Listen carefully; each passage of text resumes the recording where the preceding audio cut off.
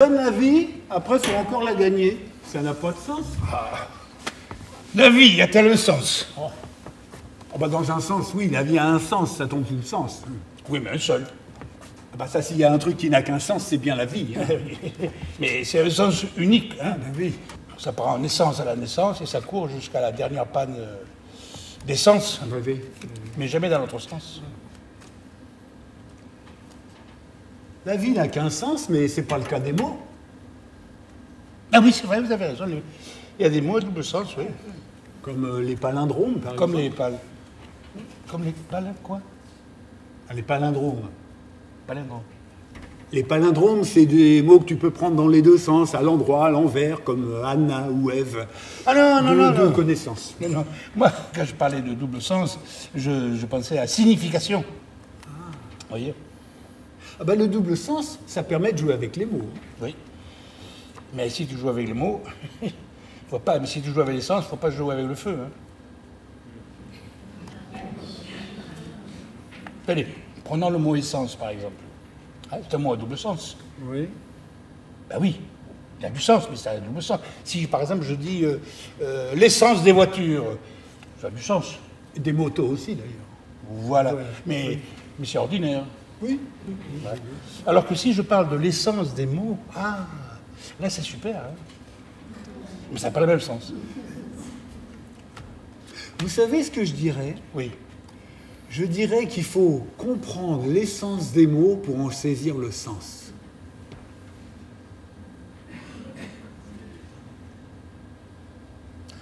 Oui, c'est essentiel. Oui. Bon, maintenant, prenons le mot tireur. Si je parle d'un tireur sensible, est-ce que ça a un sens? Tireur sensible, c'est ça, bah oui, sûrement, un tireur sensible, c'est Paradoxal. C'est paradoxal, oui, mais c'est mieux qu'un tireur insensible. Un tireur insensible, ça tire dans tous les sens. Oui, mais dans un autre sens, un tireur, c'est censé tirer. Oui. Alors un tireur sensible, c'est insensé, ça n'a pas de sens. Ouais, vous avez raison, c'est bidon. Ouais. Cela dit, un tireur insensible, sensible, c'est inoffensif. Hein. Sauf s'il joue avec son feu. Oui, non. Tiens, prenons le momo. Le mot. Le momo. Le mot. Ah, le mot. Ben oui, le mot. Oui. Mot. Bon, on croit que le mot n'a qu'un sens. Comme la vie. Oui, mais ça dépend des mots. Vous avez des mots qui font mal, au singulier, les mots de la vie. Hein? On imagine mal une vie sans mal. Hein. Une vie sans mal n'aurait pas de sens. Une vie sans mal n'aurait pas de sens. Ben, sans mal, il n'y aurait pas de vie. Et sans femelle non plus. Hein. Quand tu as un mal sans vie, est-ce encore un mal?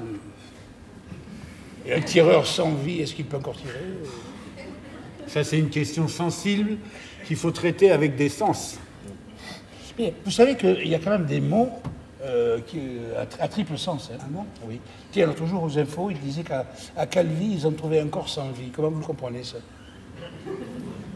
Ah, des corps sans vie à Calvi, c'est pas ce qui manque. Hein. Non, d'accord. Enfin, si c'est un corps sans vie, encore faut-il savoir si c'était en mal avant de perdre le vie. Ou la vie s'il avait encore son vie. Oui. Ok. Des corps sans vie à Calvi, il doit y en avoir. Hein. Oui. Mais ça fait pas envie. Non, c'est vrai. Tiens, maintenant, prenons un tireur corse qui s'appellerait Momo, hein, qui jouerait avec son pétard près d'un bidon d'essence. Oui, mais là, on se complique la vie, à mon avis. Hein. Vous avez raison. Allez. Ouais. Vous auriez du feu? Bon, bah, dites, on n'a pas le droit de fumer ici. Mais je sais bien, mais je plaisantais, voilà. Ah. De toute façon, j'ai arrêté de fumer, alors. Oh, bah vous avez bien raison. Hein. Faut pas jouer avec le feu. Non, mais pourtant, vous voyez, toute ma vie a été marquée par le feu. Oui, je dois ça à mon grand-père. Feu, votre grand-père. Papy Romain. Ah, mais dites donc, C'est vraiment antique comme prénom, ça. Ah ben, c'est un vieux grand-père. Hein. Moi, je l'appelais Papy Romane. Ah. Oui, parce qu'il brûlait tout, Papy. Les feuilles mortes dans son jardin, les feux rouges en ville. Il se consumait d'amour pour ma grand-mère, une blonde au tempérament de feu. Pour elle, il a brûlé la chandelle par les deux bouts. Hein. Et quand il a eu brûlé cette chandelle, eh ben, vous savez ce qu'il a fait? Ouais. Eh ben, il s'est brûlé la cervelle. Ah, bah, pourtant, il avait brûlé ses dernières cartouches. Oui, exactement. Feu, mon Paix à papy. ses cendres. Ouais. Feu, mon papy, oui. Dites, c'est quand même bizarre qu'on appelle feu quelqu'un qui s'est éteint. Ouais. Enfin, bon, quand papy s'est éteint, moi j'ai repris le flambeau. Ah, vous étiez bien jeune. Oui, mais je fumais déjà en cachette en regardant Capitaine Flamme. J'adorais jouer avec les allumettes. Et quand ma mère m'attrapait, elle m'incendiait. Ouais, tu feras mourir à petit feu. Alors vous savez ce qu'elle faisait? Non. Elle m'a fermé au grenier. Oh, un comble. Ah oui, alors moi je criais, je veux descendre. Tel Jeanne d'Arc sur son bûcher. Alors la nuit, après l'extinction des feux, n'est-ce pas, je lisais sous les couvertures, à la bougie, cachée, je lisais la légende de Prométhée, la vie de Néron, celle de Landru. Voilà. Et c'est comme ça qu'un beau jour... Ou peut-être une nuit. Oui, j'ai failli mettre le feu à la maison. Un incendie. Bon, plutôt un incident qu'un incendie, mais enfin, ils m'ont quand même mis dans un foyer. Hein. Ah oui, alors là j'ai fait des coups fumants. Hein. Ah oui. Ah oui. Au moins 400. Et alors, quand je suis sorti, j'étais devenu une vraie petite frappe. Ah oui. L'argent me brûlait les doigts. Un flambeur. Un flambeur. Doublé de flambeur, oui. L'argent me brûlait les doigts. Tout ce que je volais s'envolait en fumée. Vous étiez voué au feu de l'enfer. Et alors, un soir, dans un mauvais coup, dans le feu de l'action, j'ai essuyé des coups de feu. Alors là j'ai compris que ça commençait à sentir le brûlé. Vous voyez? Que ma vie de voyou avait fait long feu. Et qu'il me fallait un autre métier. Voilà. Alors heureusement, j'ai un ami qui m'a donné un tuyau. Pour devenir pompier. Et fallait passer un examen. Ah mais j'ai bûché, hein. Et avec votre passé de pyromane, vous n'aviez pas peur d'être grillé? Il n'y avait que du feu. Ils vous ont donné le feu vert. Et alors, c'est à ce moment-là, figurez-vous, que j'ai rencontré Cassandre. Ouais. Après le feu d'artifice, au bal. Un 14 juillet. Un 14 juillet, oui, c'est le 14 juillet. Je ne vous l'ai pas dit? 14 Non, juillet. il y avait juste après le feu dit au d'artifice. Au bal, voilà. Une blonde incendiaire, au regard de braise, blonde comme les allumettes, suédoise, comme les allumettes, vous voyez. Alors, elle m'a dit, enfin, je l'ai invitée à danser au bal du 14 juillet. Et elle me dit, pompier. Ah ouais.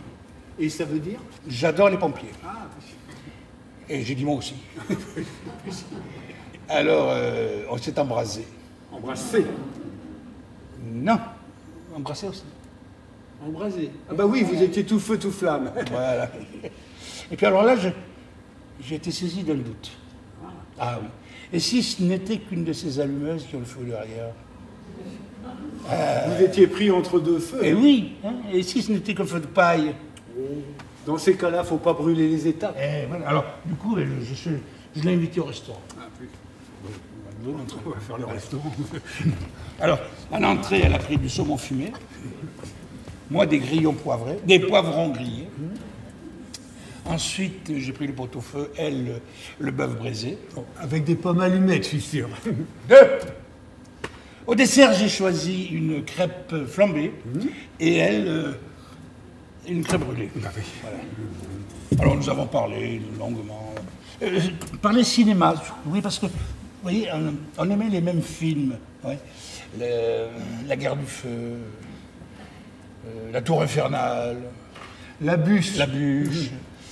les films de Rob Grillet, ceux de Fanny Ardant. Je me suis dit, là, il n'y a pas de coïncidence. Ah non, il n'y a pas de fumée sans feu. Non. Alors, Je lui ai ouvert ma flamme. Vous lui déclarez peut-être Vous n'étiez pas là. Quand on a une flamme, on la déclare, on ne l'ouvre pas, monsieur. Elle y a répondu avec chaleur. Ah. Voilà. Alors après notre voyage de noces au Bengale, nous sommes entrés à Paris, nous avons acheté un petit appartement. Ah, où donc? Rue de Lattre. Ah, bah oui.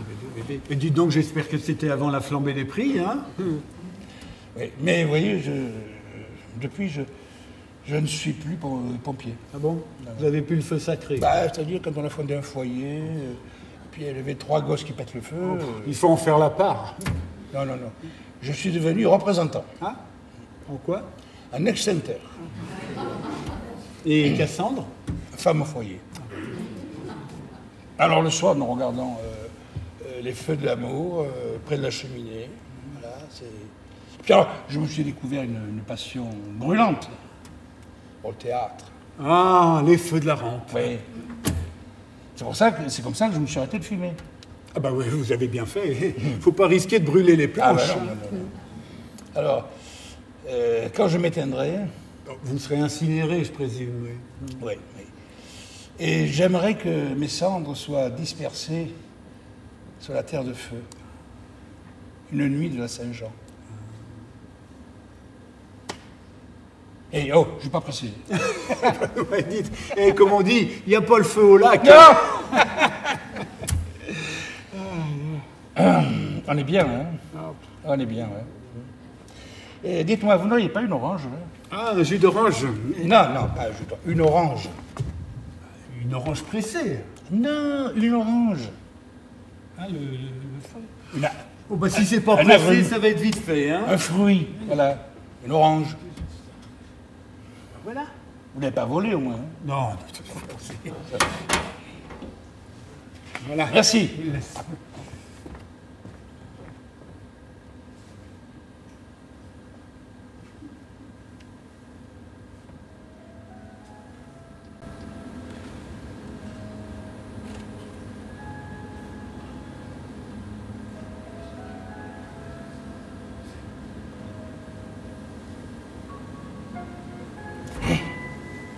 Petite, qu'est-ce que tu vois là?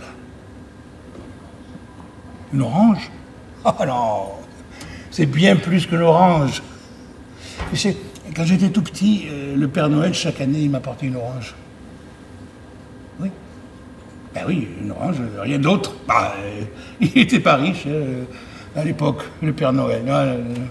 Ah ça, il n'y avait pas des tas de papier cadeau au moment du déballage. Non. Simplement une orange. Mais c'était la plus belle chose que la terre ait portée. Ouais. Je ne la mange pas tout de suite, non. Non, pourtant, à l'époque, il n'aurait pas fallu nous forcer pour manger 5 fruits et 5 légumes par jour si on les avait eu. Non. Moi, mon orange, avant de la déguster, je l'ai gardée quelques jours sur le haut de mon armoire pour que personne n'y touche. Et le soir, je le regardais de mon lit pour m'endormir avec des rêves d'orange. Avec Pipo serré dans mes bras. Pipo! Oh, Pipo, mon ami, mon confident, mon frère. Oh, tu ne pourrais pas comprendre, toi, avec tes 2 millions de poupées Barbie dans tous les recoins de ta piole. Tu ne pourrais pas savoir ce que c'est que ce petit clown en chiffon qui a été mon pote pendant des années et que ma fille a décapité en quelques minutes le jour où je lui ai donné. Pipo. Plus tard, j'ai eu un autre copain, un transistor qu'on m'avait offert parce que j'avais bien travaillé à l'école. Alors, j'étais trop grand pour jouer avec Pipo, mais on l'écoutait ensemble, notre transistor, la nuit, le soir, sur les couvertures, en cachette. Il fallait faire attention de ne pas monter le son trop fort. Et non, on n'avait pas encore inventé le casque à niquer les oreilles. La musique nous respectait. Et nous aussi, on le respectait. Le spectacle, on n'y allait presque jamais. On n'aurait pas eu les moyens. Déjà, la télé, c'est chez les voisins qu'on allait la voir, de temps en temps, avec Pipo. Alors, et quand on partait en vacances à la colo, des spectacles, il n'y en avait pas non plus. Alors le théâtre, c'est moi qui l'ai inventé. D'abord pour Pipo et plus tard pour mes copains. Et les rares fois où on a eu la chance d'aller pour de vrai voir des artistes en vrai, et crois-moi, il n'aurait pas été question de courir dans les allées ou de discuter avec les copains pendant que les artistes faisaient leur numéro. Hein. Pas seulement parce que nos parents nous auraient grondé, mais parce que sous la couverture avec le transistor et devant la piste aux étoiles le mercredi à la télé, on avait compris une chose. Le spectacle, ça se respecte. Qu'on l'aime ou pas. C'est sacré.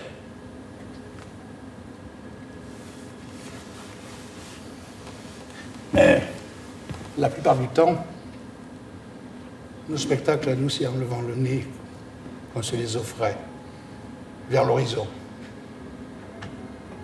au plus haut, vers les étoiles. Les vraies stars de l'univers, l'infini, pas de limite.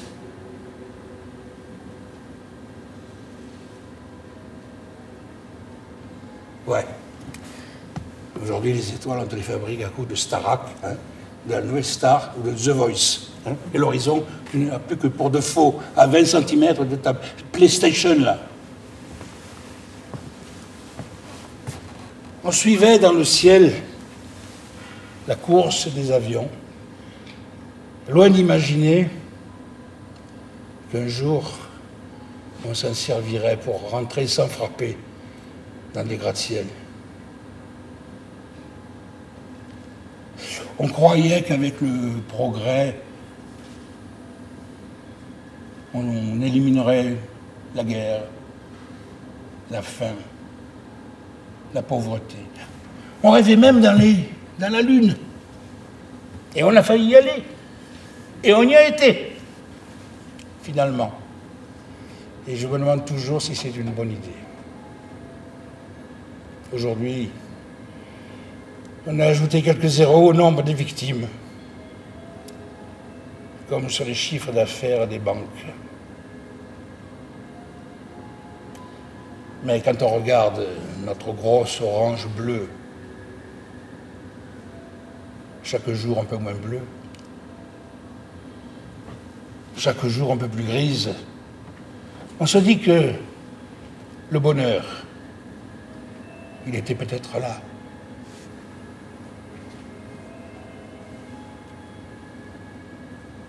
Dans cette pauvre petite orange orpheline de Noël.